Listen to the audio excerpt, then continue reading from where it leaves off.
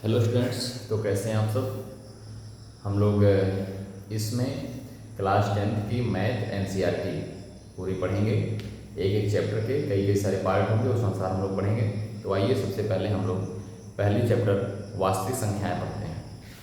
वास्तविक संख्याओं में जो पहला चैप्टर अभ्यास है 1.1 का, उसमें लघुत्तम समापवर्तक एलसीएम यानी कि महत्तम समापवर्तक एचसीएफ ज्ञात करना है। तो उसके लिए कुछ नियम हैं, जिसमें अभाज्य बात बीच बीच में शब्द आएगा।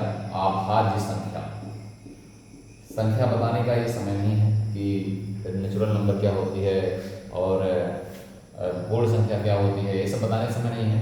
ये सब बताने का समय बल्कि ये है कि क्लास 10th है, तो क्लास 10th में ये सब नहीं बताया जाता कि प्राकृतिक संख्या किसे कहते हैं और पूर्ण संख्या किसे कहते हैं। तो इसमें हम लोग आगे हल करेंगे। फिर भी मैं अभाज्य संख्या की बात आएगी तो अभाज्य संख्या की जो है हम बात कर रहे हैं। अभाज्य संख्याएं वे संख्याएं होती हैं जो एक एवं स्वयं के अलावा किसी और से विभाजित ना हो, ऐसी संख्याओं को हम क्या कहते हैं, अभाज्य संख्या कहते हैं। यानी कि उसके टोटल दो ही गुणनखंड रहें, जैसे एक रहे और एक स्वयं रहे। जैसे मान लेते दो संख्या है, संख्या 2, आप 2 को या तो 1 से काट सकते हैं या तो 2 से काट सकते हैं। 3 हो गया, या तो इसको 1 से काट सकते हैं या तो 3 से काट सकते हैं। 5 हो गया, या तो इसको 1 से काट सकते हैं या तो इसको कितने काट 5 से काट सकते हैं। इस 5 के 2 गुणनखंड हैं, इस 3 के 2 गुणनखंड हैं, इस 2 के 2 गुणनखंड हैं। इसी प्रकार ऐसी संख्याएं जिसके केवल 2 ही गुणनखंड हों, एक और स्वयं के अलावा किसी और से ना कटे, ऐसी संख्या को हम क्या कहते हैं, अभाज्य संख्या कहते हैं। तो सबसे पहले हम बात करेंगे अभाज्य संख्या। तो मान लेते हैं कोई संख्या है, बड़ी संख्या, उसको अभाज्य संख्या में तोड़ना है। जैसे मान लेते हैं 24 हो गया। अब 24 को सबसे पहले हम अभाज्य संख्या में तोड़ेंगे। जैसे 2 से तोड़ दिए, फिर उसके बाद 2 से तोड़े, फिर उसके बाद 2 से तोड़े, कितना हुआ, 2 2 जा 4, 2 जा 8 और 4 3 जा कितना आ जाएगा 23। 2 2 4 2 8 3 24। यानी कि ये जो संख्याओं में तोड़ा गया है, ये प्रत्येक संख्या ऐसी संख्या है जो एक और स्वयं के अलावा किसी और से नहीं कटेगा, यानी कि ये है अभाज्य संख्याएं। जैसे मान लेते हो गया 21 हो गया। अब इसको काटेंगे 3 गुणे 7 से, तो 3 गुणे 7, 3 भी एक अभाज्य संख्या है, 7 भी एक अभाज्य संख्या है। तो इसी प्रकार से हम अभाज्य संख्या में तोड़ने का कार्य करेंगे। इसका मतलब हुआ कि ऐसी संख्याएं जो एक और स्वयं के अलावा किसी से ना कटे, ऐसी संख्याओं को हम क्या कहते हैं, अभाज्य संख्या कहते हैं। ठीक है। अब इन अभाज्य संख्याओं में एलसीएम जो एचसीएफ होता है उसको कैसे निकालते हैं जरा देखिएगा। जैसे मान लेते हैं जो मैंने संख्या लिखा था 24 लिखा था और 21 लिखा हुआ था, तो इन 24 का अभाज्य गुणनखंड जो मैंने बनाया 2 गुणे 2 गुणे 2 गुणे 3, 2 2 4 2 8 3 24। और उसके बाद इसमें मैंने क्या बनाया, 3 गुणे 7 बनाया, 7 3 21। इन दोनों संख्याओं का ये अभाज्य गुणनखंड हो गया। अब इन दोनों अभाज्य गुणनखंडों में जो हमारा कॉमन रहेगा वही हो जाएगा हमारा एचसीएफ। तो एचसीएफ हमारा कितना हो जाएगा, 3 हो जाएगा। यानी कि दोनों गुणनखंड जितनी संख्या दिया रहेगा, यहाँ पे 2 संख्या है, इन दोनों संख्याओं के अभाज्य गुणनखंड में जितनी संख्याएं कॉमन होंगी उन संख्याओं को हम ले लेंगे, वही हमारा हो जाएगा एचसीएफ। लेकिन अगर हम एलसीएम की बात करें तो एलसीएम जो होता है हमारा, वो जो कॉमन है उसको तो लिखेंगे ही, इसके अलावा जो बाकी बचा उसको उठा लेंगे। 1 2 3, 3 बार 2 है और 1 बार 7 है, तो 3 दुआएं 6, 6 दूनी 12, 12 दुआएं 24 और 24 में 7 का गुणा करेंगे तो ये हो जाएगा आपका 7 चौक 28 और 7 दूनी 14, सॉरी 7 दूनी 14 और 14 हो जाएगा 16, 168। यानी कि हमारा एलसीएम हो जाएगा 168। आई बात समझ। तो इस प्रकार से हमारा एचसीएफ और एलसीएम निकाल रहा था। कभी कभी ऐसे दिया रहेगा 2 संख्या, कहेगा इनका एलसीएम जो है 3 है, एचसीएफ ज्ञात कीजिए। मतलब इनका हमें एचसीएफ दिया रहेगा, ठीक है, और कहेगा एलसीएम निकालिए। तो एक हमारे पास फार्मूला और है कि एलसीएम गुणे एचसीएफ किसका, जिन जिन संख्याओं का दिया रहेगा, एलसीएम गुणे एचसीएफ बराबर दोनों संख्याओं का गुणनफल, दोनों संख्याओं का गुणनफल। ठीक है। तो एचसीएफ और एलसीएम, तो हमें एचसीएफ दिया हुआ है तो एलसीएम हमारा हो गया गुणे एचसीएफ 3 और दोनों संख्या क्या है 24 गुणे कितना हो जाएगा 21। तो हमारे पास एलसीएम बराबर हो जाएगा 24 गुणे 21, एक गुणांक है 3 तो नीचे आ जाएगा, तो 3 एकम 3, 3 बटे 24 हो जाएगा। तो एलसीएम बराबर हो जाएगा 8 एकम 8, 8 दूनी कितना हो जाएगा 16, 168। इस प्रकार से भी हम निकाल सकते हैं। यदि दो संख्याओं में किसी का एलसीएम या एचसीएफ दिया हुआ है तो इस प्रकार से एलसीएम गुणे एचसीएफ बराबर दोनों संख्याओं का गुणनफल इस बेस में हम निकाल सकते हैं। आई बात समझ? आइए प्रश्नावली की क्वेश्चन को हम देखते हैं। सबसे पहले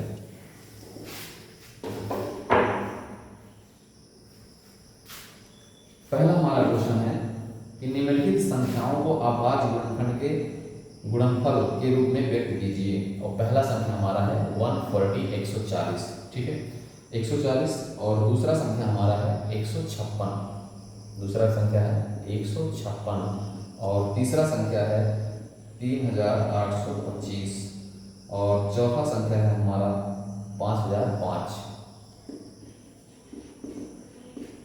और अगला है पांचवा संख्या 7429, ठीक है। अब यदि आप इसको छोटी संख्या तो गुणनखंड तो ऐसे कर लिए, लेकिन बड़ी संख्या यदि है तो उसका गुणनखंड कैसे करेंगे? तो प्रत्येक संख्या का एलसीएम ऐसे निकालते हैं, जैसे उस प्रकार से निकालिए। जैसे 140 हो गया, 140 को 2 से डिवाइड करेंगे तो आ जाएगा 70, फिर 2 से डिवाइड करेंगे 35, फिर उसके बाद 5 से डिवाइड करेंगे 7 आ जाएगा, 7 से डिवाइड करेंगे 1 आ जाएगा। तो ये जो हमारा संख्या मिला है यही है अभाज्य गुणनखंड। इसी को यहीं उठा के रख देंगे तो ये बन जाएगा 2 गुणे 2 गुणे 5 गुणे हो गया 7। इसी प्रकार से 156 का कर लेंगे तो 2 से डिवाइड करेंगे तो 2 7 14 हो गया, और उसके बाद जो है 2 3 6 हो जाएगा। उसके बाद सॉरी 2 3 6 2 7 14 15 2 8 16 हो जाएगा। 2 से डिवाइड करेंगे पुनः 2 3 6 1 7 2 9 हो जाएगा 18। अभी 3 से कटेगा, 3 कम 3 3 3 का 9, अभी 13 से कटेगा, 13 कम 13। ये जो संख्याएं हैं यही हो जाएगा हमारा गुणनखंड 2 गुणे 2 गुणे 3 गुणे 13, ठीक है। इसी प्रकार से 38 25 है, 38 25 को सबसे पहले आप देखिए लास्ट वाला संख्या विषम संख्या है तो ये 2 से तो कटेगा नहीं। देखिए पहले 3 से कटता है कि नहीं, 3 3 दूनी 6 2 8 22 और 3 7 21 3 5 15 कट जाएगा। तो 3 1 कम 3 3 दूनी हो गया 6 2 8 22 हुआ, 3 7 21 1 22, और उसके बाद आएगा ये 3 5 15। फिर उसी प्रकार से 3 चौको 12 हो जाएगा, 3 दूनी 6 हो जाएगा 1 7, और 3 5 हो गया 15। फिर 3 से कटिए कटेगा नहीं कटेगा, 5 से काटेंगे 5 बटे 40 2 42 25 हो गया, 5 5 25, फिर 5 से काटेंगे हो जाएगा 17, ठीक है। फिर 17 से काट देंगे तो 1 आ जाएगा। इस प्रकार से हमारा ये संख्या निकल गया। तो ये हो जाएगा 3 गुणे 3 गुणे 5 गुणे 5 गुणे हो जाएगा 17, ठीक है। इस प्रकार से ये संख्याएं हमारी निकलती जा रही हैं, ठीक है। अब इसी प्रकार से ये हो गया। फिर अगला क्वेश्चन अगला आता हमारा 5005। तो इसको तोड़ेंगे तो सबसे पहले आप देखिए कैसे तोड़ेगा, 5 से जरूर टूटेगा ये। तो 5 से तोड़ेंगे तो 5 एकदम 5 डबल 0 हो गया 5 आ जाएगा, सॉरी 5 एकदम 5 आ जाएगा, ठीक है। अब हमारे पास देखिए 1 लास्ट में है तो ये 5 से टूट नहीं सकती है। तो 5 के बाद दूसरा संख्या क्या आता है? 7। तो 7 से तोड़ते हैं, देखते हैं। 7 एकम 7 3 10 होगा, 30 हो जाएगा, 7 चौक 28 2 आएगा, 7 3 21 हो जाएगा। 7 से काटते हैं, 7 एकम 7 3 10 30 हुआ, 7 चौक 28, उसके बाद 2 30 21 हुआ, 7 3 21, ठीक है। 7 से फिर कटेगा नहीं कटेगा। फिर 7 के बाद क्या आएगा? 11 एकम 11 11 3 हाँ 11 से कटेगा, 11 एकम 11 3 14 33 हुआ, 11 3 33, अभी 13 से कट जाएगा, 13 एकम 13। तो ये जो संख्या हमें मिली है ये हो जाएगी 5 गुणे 7 गुणे 11 गुणे हो जाएगा 13। इसी प्रकार से हमारा हो जाएगा 74 29 का, ठीक है। 74 29 को अगर हम तोड़ते हैं तो हमारे लास्ट में 3 से कटने वाली संख्या दिख रही है, तो एक बार मिला के देख लेते हैं। तो 3 से कटेगी, 3 दूनी 6 1 7, 3 चौको 12 2 14, 3 7 21 नहीं कटेगी 3 से। तो 5 से भी नहीं कटेगी क्योंकि संख्या लास्ट में 9 है। तो 5 7 से कट सकते हैं, 7 7 6 42 नहीं कटेगा, और 11 से भी नहीं कट रहा है। तो 11 के बाद 13 से देखते हैं, 13 6 78 13 से भी नहीं कटेंगे। तो 17 से देखते हैं, 17 से कट रहा है कि नहीं? 17 से कटे तो 17 से कटेगा ये। तो 17 से काटेंगे जब, तो 17 दिया 51, 17 चौको 68, तो 68 और 2 70 6 बचेगा, तो ये हो जाएगा 62, 17 चौको 68 हो गया, 68 और 2 70 4 14 6 बचा, और ये मिला हो गया 62 और 17 यहाँ हो जाएगा 51, ठीक है। तो ये हो जाएगा आपका 2 में से 1 और ये कितना हो जाएगा 11 और ये फिर हो जाएगा 9, क्योंकि 17 से 51, 9 इधर बचा और 3 उधर बचा, 12 हो गया। 2 में से 1 हो गया, उसके बाद 6 में से 5 गया, कितना हो जाएगा 1, 11 हो गया और उसके बाद ये 9 119 हो गया।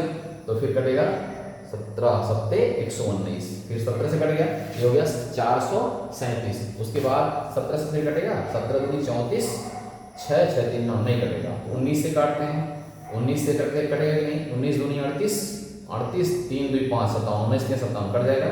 19 दुआएं हो गया 38, 5 57, सॉरी 5 43 57 हुआ, तो 19 में कितना हो जाएगा 57, फिर जाएगा 23, 23 से कम 23।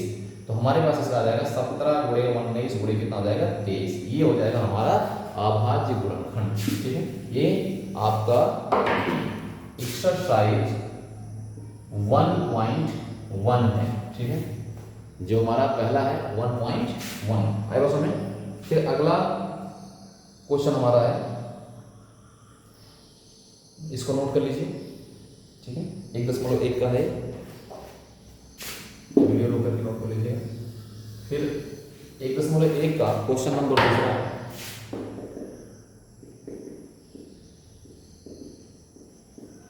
ठीक है, क्वेश्चन नंबर दूसरा कह रहा है कि पूर्णांकों के निम्नलिखित युग्मों के एचसीएफ और एलसीएम ज्ञात कीजिए तथा जांच कीजिए कि दोनों संख्याओं का गुणनफल एचसीएफ गुणे एलसीएम है।